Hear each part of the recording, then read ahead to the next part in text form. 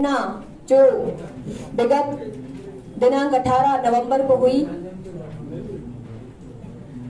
उस मुद्दे को लेकर के आज सागर में दीपक होटल में प्रेस कॉन्फ्रेंस में उपस्थित समस्त पत्रकार भाइयों का मैं हृदय से स्वागत करती हूँ, वंदन करती हूँ, अभिनंदन करती हूँ।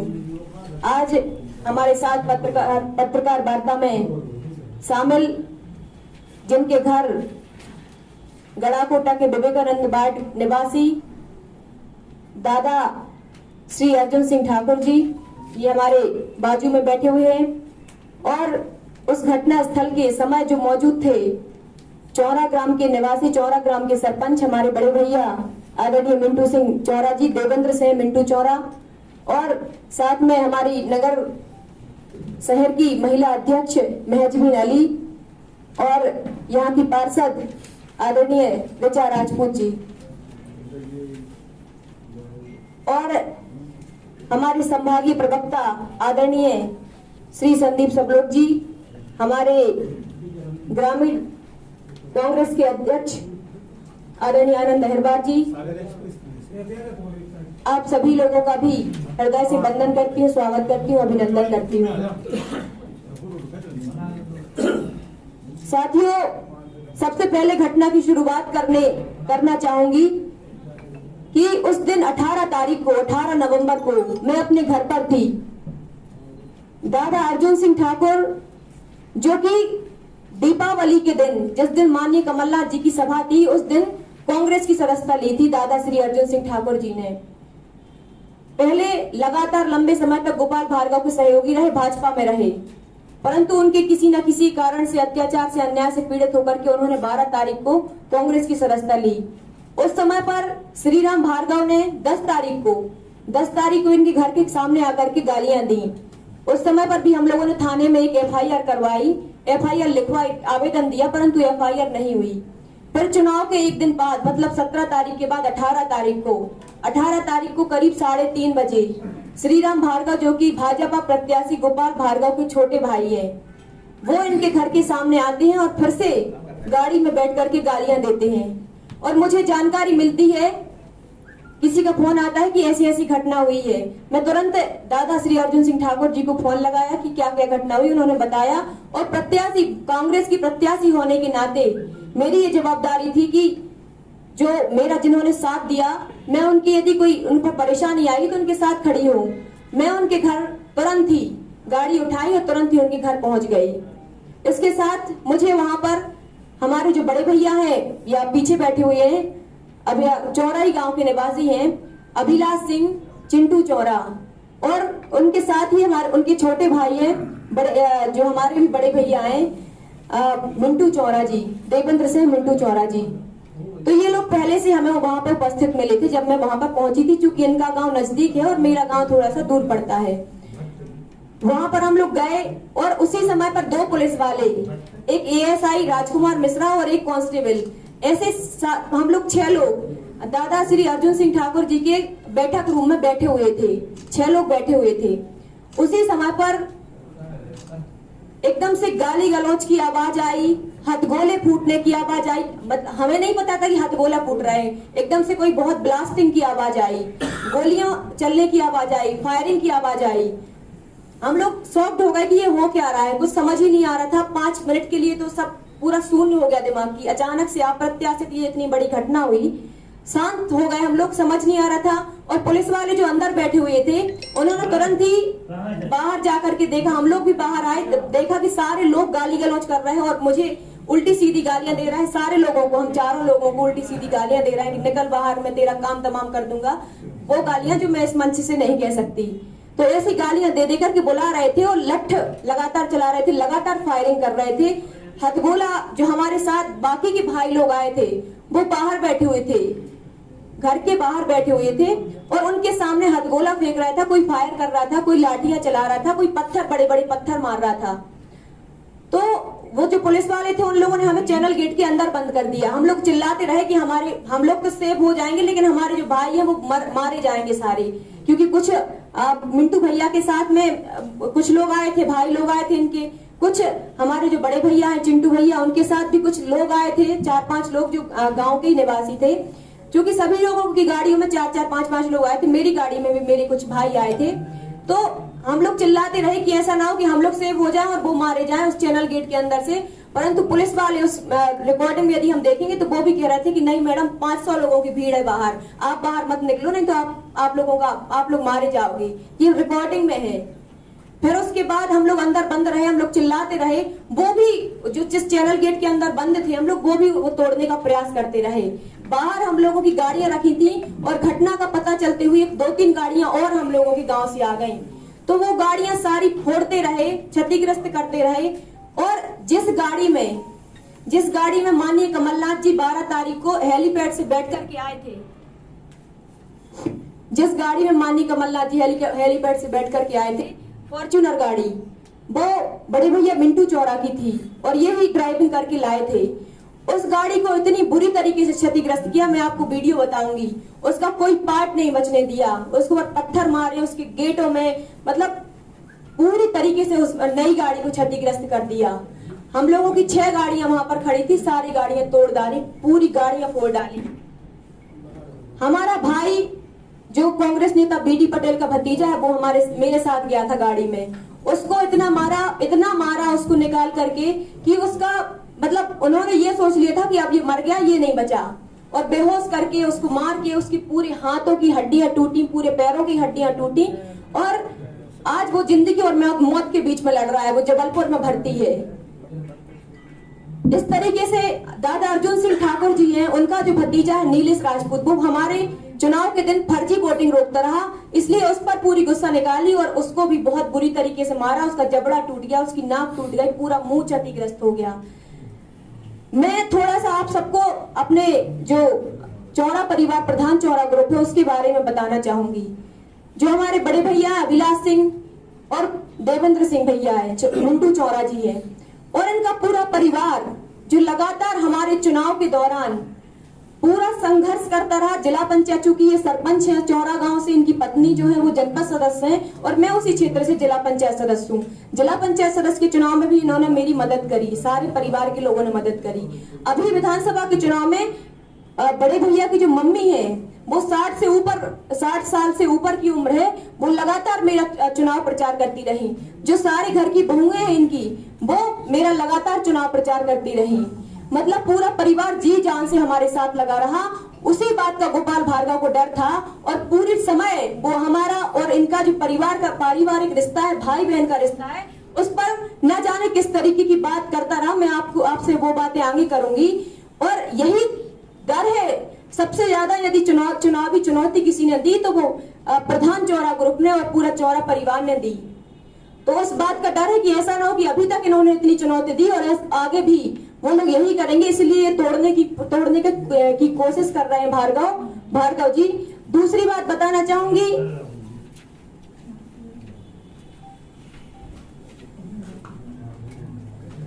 कि जब हम लोग सारी घटना घटित हो गई, उसके बाद जब हम लोग थाने गए, पुलिस अपनी सुरक्षा में हम लोगों को थाने ले गई। उसके बाद हम लोग रात के 2 बजे तक थाने में बैठे रहे और पुलिस से चिल्लाते रहे, कहते रहे कि हम लोगों को फरियादी बनाया जाए। जब हम लोग मौके पर मौजूद थे तो हम लोगों की तरफ से एफआईआर होना चाहिए, परंतु पुलिस ने हमारी तरफ से एफआईआर नहीं की।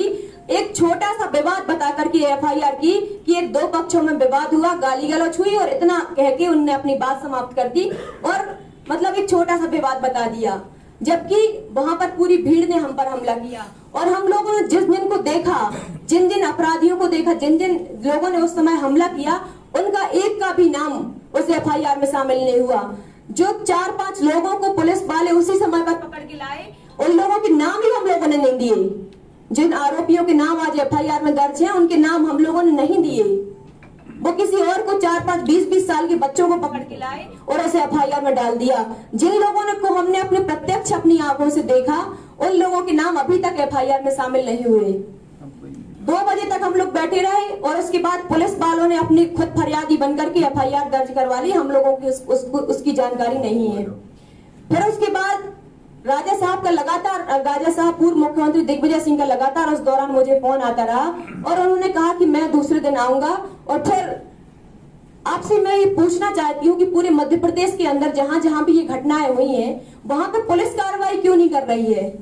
वहां पर बड़े बड़े नेताओं को क्यों जाना पड़ रहा है? दिग्विजय सिंह जी को क्यों जाना पड़ रहा है? इसका मतलब ये है कि भाजपा के जो पुलिस वाले हैं पूरे भाजपा के एजेंट के रूप में काम कर रहे हैं।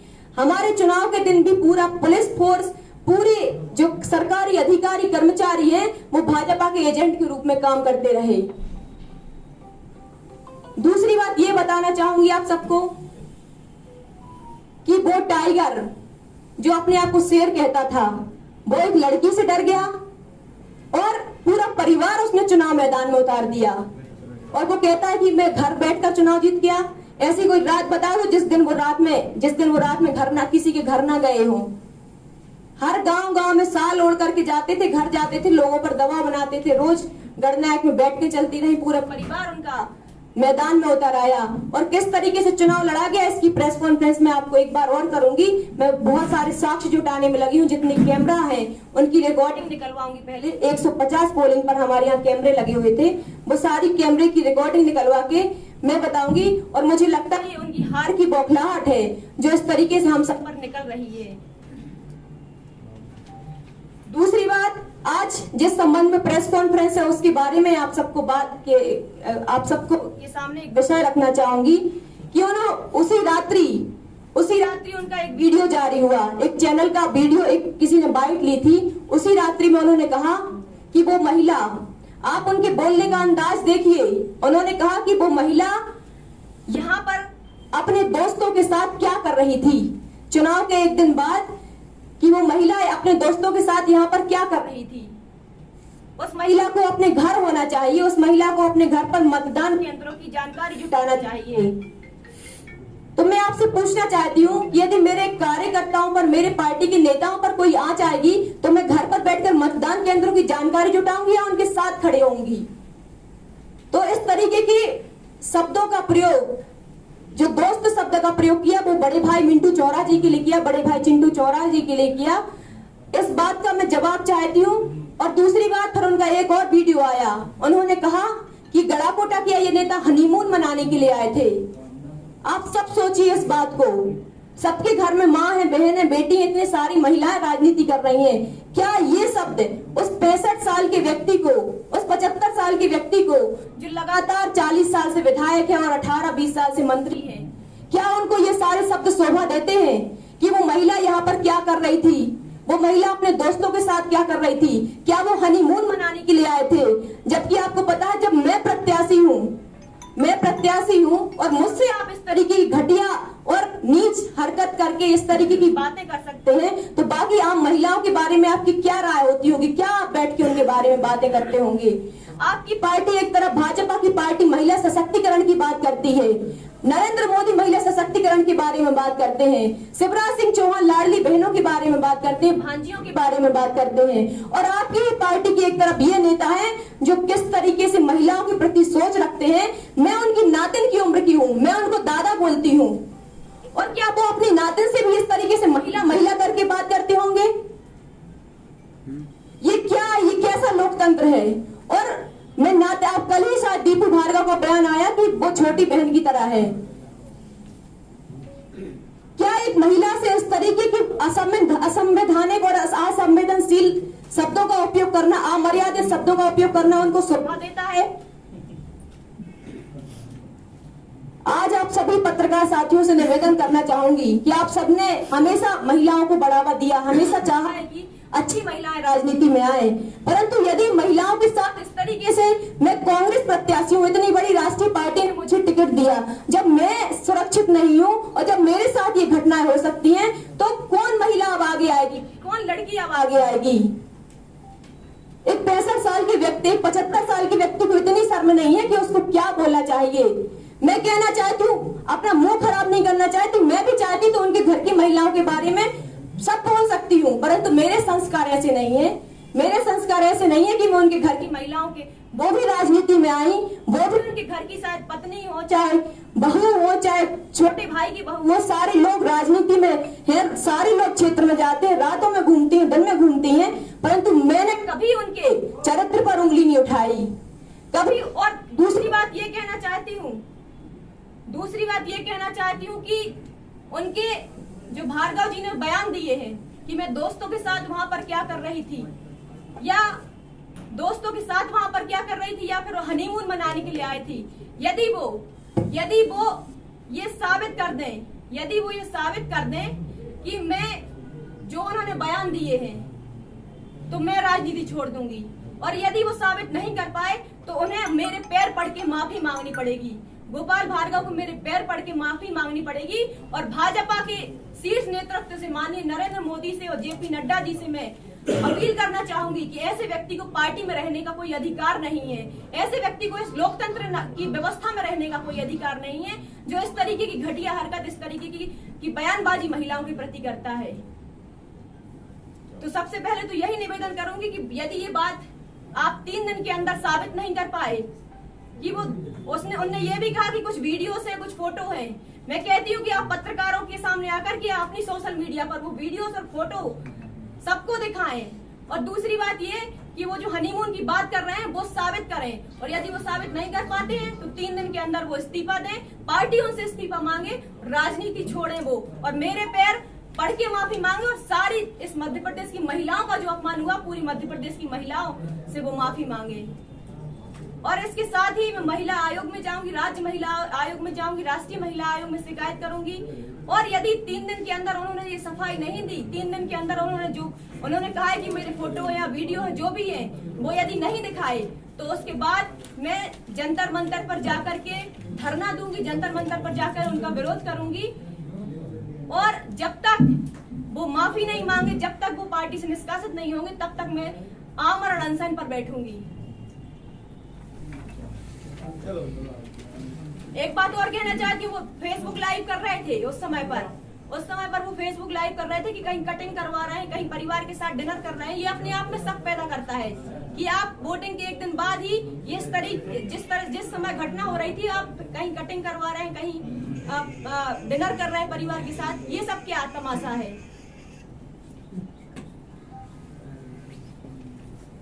एक चीज और कि माननीय राजा साहब आए थे तब उन्होंने कहा था, कल हम लोग एसपी साहब से मिले थे, 164 के बयानों के लिए उन्होंने कहा है 164 के बयान हम लोगों के 2 दिन के अंदर शायद कराए जाने हैं, और वो भी नहीं यदि हम लोगों के होते और सामने वाले जिन लोगों आरोपियों का नाम हम लोगों ने लिया है उन पर FIR दर्ज नहीं होती है तो हम सभी धरना देने पर विवश होंगे, और उन पर FIR तो हम लोग कराकर ही रहेंगे, क्योंकि ये बहुत बड़ी घटना थी। और अब हम लोगों को ये भी डर है कि ऐसा ना हो कि इसमें FIR ना हो तो हम लोगों की आगे हत्या हो जाए। पूरा क्षेत्र दहशत का, पूरे क्षेत्र में दहशत का माहौल है, पूरे क्षेत्र में दहशत फैलाने की ये साजिश और षड्यंत्र गोपाल भार्गव जी के द्वारा हत्या की आशंका मंत्री जी ने भी जताई है, वीडियो जारी कर मेरी भी हत्या हो सकती है। जी देखिए, हुआ ये कि जब हम लोग अंदर थे 4:30 बजे के बाद हम लोग जब ताले के अंदर बंद कर दिया, पूरे समय गाड़ियां जो हम लोगों की 5-6 जो गाड़ियां थी वो भीड़ के कब्जे में रही, करीब 6 घंटे भीड़ के कब्जे में गाड़ियां रही, तोड़फोड़ के सारे लोगों ने वीडियो देखे हैं, और उसी समय पर उन लोगों ने हथियार रख दिए। शायद बताया गया कि 2 पिस्टल और कुछ कारतूस हमारी गाड़ी में रख दिए, और इस तरीके से उन्होंने षड्यंत्र रचा। उसके बाद फिर वो जो गाड़ियां थी 5-6 जो हमारी गाड़ियां थी वो गड़ाकोटा थाने में क्यों नहीं रखी गई, वो सागर थाने क्यों ले आई गई, जबकि संबंधित थाने में वो गाड़ियां रखनी चाहिए। अब उसके बाद मंत्री जी कह रहे हैं हत्या का षड्यंत्र उनके साथ किया है। मैं आपको ये बताना चाहती हूँ कि भाइयों के साथ मेरे मारपीट हुई, गाड़ियां मेरी फूटी, वीडियो मेरे हैं, तो उनके साथ हत्या का षड्यंत्र कौन करेगा। नहीं, उन्होंने भार्गव जी ने कहा है कि भारी मात्रा में असलाहा, गोला बारूद, बंदूकें निकली हैं उसमें से। जी वही कहना चाहूंगी कि जो मेरे हम लोगों के ऊपर घटना हुई उसकी तो कोई FIR दर्ज हुई नहीं। जिन आरोपियों के नाम आए वो आरोपी भी उस घटना में शामिल नहीं थे जिन आरोपियों की पुलिस ने नाम लिखा है। उल्टा हम लोगों के ऊपर FIR, बड़े भैया मिंटू चौरा के ऊपर इनकी जो फॉर्च्यूनर गाड़ी थी उन पर उस पर FIR हो गई। असला बारूद की FIR तो हो गई, परंतु जो इतनी बड़ी घटना हुई उसकी FIR नहीं हुई, ना उसमें किसी के आरोपियों के नाम आए। असला बारूद नहीं, 2 पिस्टल शायद उसमें उन लोगों ने रख दी थी, और पुलिस ने ही रखी है। पुलिस के संरक्षण में ही उन गुंडों ने जो पिस्टल लेके हाथ में लहरा रहे थे उन्हीं लोगों ने वो पिस्टल भी रखी है, और उन्हीं लोगों ने वो कारतूस भी उसमें रखी थी। उपद्रव के दौरान पुलिस के लोग, आपने आरोप लगाया कि पुलिस के कर्मचारी अधिकारी कौन कौन थे, कुछ याद है? देखिए, उसका तो वीडियो मैंने सोशल मीडिया पर भी डाला है। एक एएसआई संजय मिश्रा है, जो रेड टी शर्ट में है, मैं आप सबको वीडियो भी उपलब्ध करा दूंगी।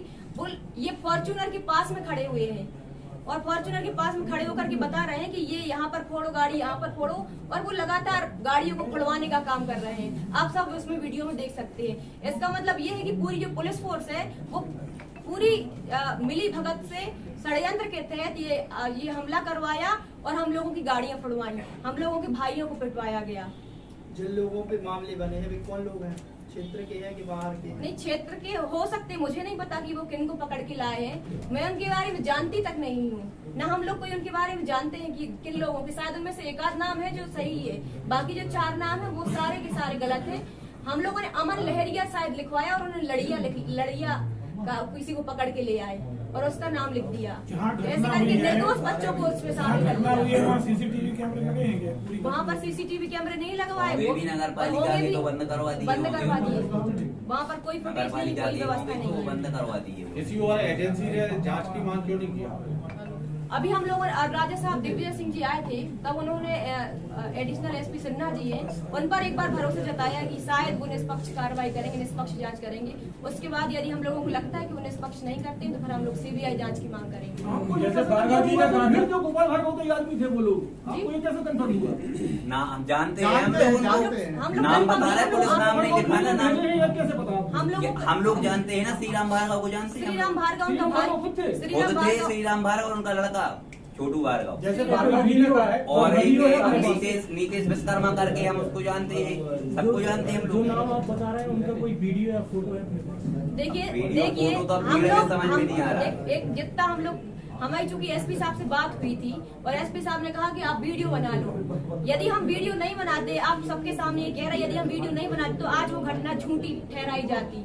परंतु हमने गोलियों के बीच में, ऐसी फायरिंग हो रही थी, उन गोलियों के बीच में हमने अपनी जान हथेली पर रख के वो जितने वीडियो बना पाए वो बनाए मैंने। अब सारे 100 लोगों की भीड़ एक साथ आई, 200 लोगों की भीड़ एक साथ आई, 300 लोगों की भीड़ एक साथ आई और वो लगातार फायरिंग, हथगोला, लाठी सब चला रहे थे। कैसे हम लोग वीडियो बनाते? फिर भी जितने वीडियो हम लोग बना पाए उतने वीडियो हम लोगों ने बनाए। जैसे भार्गव जी ने कहा है कि पुराना विवाद था, जो दो पक्षों का है, ये क्या पुराना विवाद रहा है? पुराना विवाद होगा तो शायद कोई हम लोगों की FIR भी होगी। कोई पुराना विवाद नहीं श्रीराम था, भार्गव हमारे से घर विवाद पे था। हुआ है हमला जी, कोई पुराना विवाद नहीं था, चुनाव का विवाद था कि चुनाव में भी जैसे सोचते हैं कि हमारा कोई विरोध ना करे, दहशत इतनी फैलाते हैं। अभी आसपास के जो 4-6 घर हैं वहाँ के बच्चे रात में सूत में उदक जाते हैं, वो घर से रात में उदक जाते हैं, रोते हैं। 10 मिनट तक समझ में नहीं आया किसी के लिए क्या हो रहा है। फिल्मी दुनिया में तो कम देखा होगा अपन ने, इस सजीवन का आंखों देखा तांडव देखा है। आपने कहा पुराना विवाद था, कोई पुराना विवाद नहीं था, क्या विवाद था? कोई पुराना मैंने अभी विवाद। बताया ना आपको, 40 साल हम उनके साथ रहे, 40 साल हम उनके साथ रहे। इस साल हमने उनका माने विरोध किया, हम कांग्रेस में आ गए। ये विरोध है, ये विवाद। 10 तारीख को श्रीराम 10 तारीख को भार्गव धमकी दी, खरीदने का प्रयास किया कि क्या चाहिए मुँह से बोलो। हम नहीं भैया, हमने 40 साल में जब कुछ नहीं किया, हम 60 के ऊपर पहुँच गए, हम काय को जाएंगे? वो क्या जरूरत? दिग्विजय सिंह जी आए थे और आप साथ में गए थाने पर, FIR नहीं हुई, बयान दी बयान बस दिए। FIR तो उनने फरियादी तो उनको उसके बाद में SI 10 तारीख को हमने आवेदन दिया थाने में और हमने बताया कि ऐसे में हमारी जान को खतरा, हमने कहा है जान से मारे। और उस दिन जो षड्यंत्र हुआ है वो यही था कि हम लोगों की हत्या हो जाती। ये बताइए आप लोग, एक घटना की क्या 10 FIR हो सकती है? पुलिस ने शुरुआत में फरियादी ASI को बना के उस घटना की FIR कर ली। नियम अनुसार उस घटना की 2 FIR नहीं हो सकती, लेकिन हम लोग के जो बयान हुए हैं 161 है वहाँ, वो बदल दिए जाएंगे। अगर 164 के बयान नहीं होंगे ना तो सब लिपापोती हो जाएगी। तो हम लोग ये निवेदन कर रहे हैं आप सभी मीडिया साथियों से, पत्रकार बंधुओं से, कि कम से कम आप इसको, इतनी बात को ये समझने की कोशिश करें। पूरा मध्य प्रदेश समझे एक महिला की बेइज्जती हुई है, हमारे परिवार के ऊपर ऐसे लांछन लगाए गए हैं। ये बताओ, ये हमारी मित्र है क्या? ये हमारी बहन जैसी है, छोटी बहन जैसी। वो उसके पिता नहीं है, इसलिए हमने उसका सहयोग किया, उसके साथ पार्टी में आए, कांग्रेस परिवार में शामिल हुए और हम लोग के साथ इतनी बड़ी घटना घट गई। ये कोई मतलब हम लोग यह षड्यंत्र कर रहे। माननीय भार्गव जी जो बोल रहे हैं, गोपाल भार्गव, वो षड्यंत्र कर रहे हैं। 40 साल से षड्यंत्र कर करके एक दूसरे को लड़ा के, जातियों को एक दूसरे की जातियों से लड़ा के, हर समाज को, हर गांव में 2 फाड़ करके और ये पूरा 40 साल से सबको बहला फुसला के रख रहे हैं, और आज यही स्थिति हम लोग के साथ हुई। हम भी उनके साथ रहे, ऐसा थोड़ी है कि हम लोग 15 साल उनके साथ रहे, लेकिन आज देखिए कुछ ना कुछ तो होगा। आज बताओ, वो ये बोल रहे हैं कि वो चौरा मोरा गांव का वो रेत बेचता है। क्या है इतना, कौन सा डर है कि हम लोग का नाम नहीं ले रहे? अगर हम आपके विरोधी हैं, आपका नुकसान कर रहे हैं, आपके खिलाफ षड्यंत्र कर रहे हैं, तो नाम लेके बोलिए ना, जिस प्रकार हम लोग बोल रहे हैं कि गोपाल भार्गव ने हम लोग के साथ में जाति की, हम लोग को हत्या का प्रयास किया, कांग्रेस प्रत्याशी को मारने की कोशिश की, हमारी गाड़ियों में तोड़फोड़ की। जिस गाड़ी में माननीय पूर्व मुख्यमंत्री कमलनाथ जी आए सभा स्थल था हेलीपैड से, उस गाड़ियों को सबसे ज्यादा उसको टारगेट किया गया। उसके बाद में हमारी सफारी गाड़ी थी, वो हम लोगों की गाड़ी तोड़ी है, क्योंकि 12 तारीख को हम लोग कांग्रेस परिवार में शामिल हुए। 5 गाड़ियां हमारी तोड़ी गई। उसमें क्या है, कमलनाथ जी भाई जैसे हमारे ऊपर कोई घटना घटेगी, ये नहीं आएंगे तो कल के दिन कांग्रेस में कौन होगा खड़ा? बस यही क्षेत्र में दहशत फैलाती है। हम लोगों ने उनका विरोध किया, इसलिए उन्होंने गाड़ियां तोड़वाई। आप ये बताइए, आप जब गढ़ाकोटा पहुंचे थे, आप कितनी गाड़ियों से गए, कितनी संख्या में आप लोग वहाँ पे पहुंचे? हम लोग, हमारी गाड़ी में 4 लोग थे। एक मिनट, मैं हमेशा भाइयों के साथ जाती हूँ।